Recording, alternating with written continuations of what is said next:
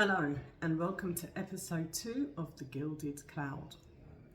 So this is not the episode I thought I was going to be bringing to you this week because, as you can see, rather than recording this from my lovely home, I am recording it from a hospital bed.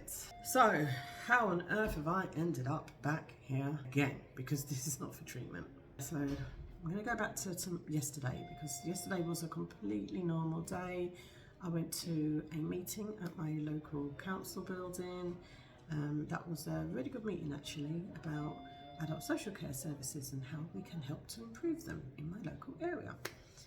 On my way home, I did notice that my voice was becoming a little bit hoarse. I was a little bit snotty, just feeling a bit low energy, very, very tired, and I was starting to have real cognitive issues. So I went to the local store and I couldn't remember anything I needed to get. Just how to shop was becoming difficult. I just couldn't recall what you do. Get the basket, put the items in the basket, go to the till.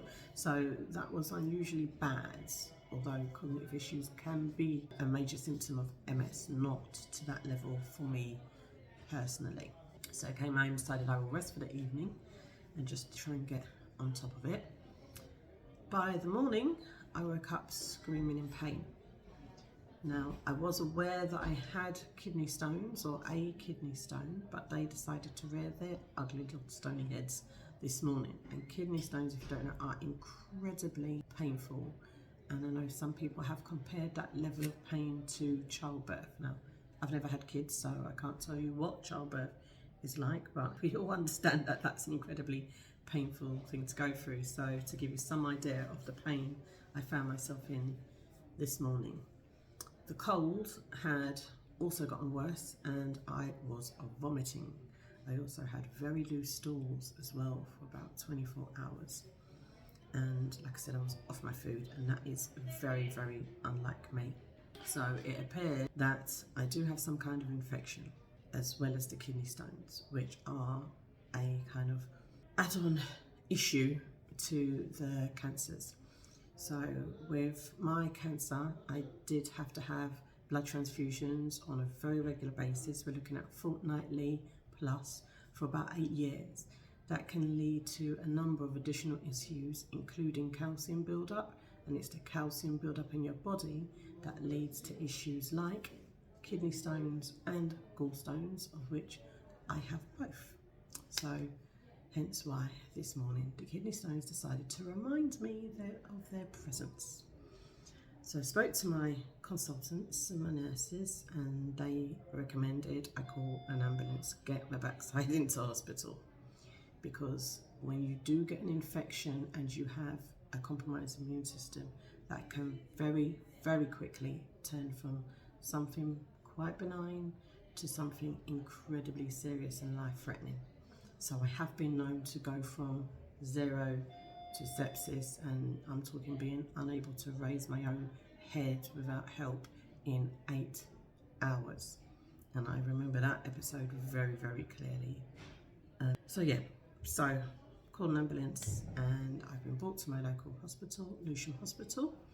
And again, this is another example of why it was so important to save these services at Lewisham Hospital about 10 years ago, because this is not the first time I've had to use the A&E department, and I'm sure it won't be the last. But since I've been here, got here about 4 p.m, I've had blood tests, CT scan and chest x-rays. We are just waiting for the last results to come through now, and then hopefully the doctor can confirm whatever this infection is and do whatever they want to do with the kidney stones, because I'm not sure there is much they can do other than wait for me to pass them naturally. But I guess I'll be finding that out very soon. So this is a perfect example of some of the complications that you can find yourself having when you have a chronic health condition, because chronic health conditions don't give a damn about your schedule. They don't care about inconveniencing you. They don't want to know about what you plan to do. They will do what they want to do. So tomorrow morning, I should be at home welcoming broadband engineers to fix my busted broadband. On Sunday, I'm supposed to be out celebrating my upcoming birthday. I do not plan to be here for either of those things, but my health has other ideas. So I may be asking you all to help me break out of here very soon. So far I've managed to go all these years and not spend any major holidays in hospital. I will say that New Year's this year I was actually an inpatient, incredibly ill with laryngitis, like didn't know it was possible to have, but I never really celebrate New Year's anyway, so I really couldn't have cared less about that one. But birthdays, Christmas, very important to me. I've never spent those as an inpatient, and I don't intend to start this year. So, can someone please let my body know that? Anyway, it's nothing else I really want to say this week. I just thought it was a good opportunity to show you how quickly things can change in the life of someone with a chronic health condition. And on that note, thank you for sharing your time with me, and I hope you found it time well spent. And I will speak to you all very soon. Have a good week.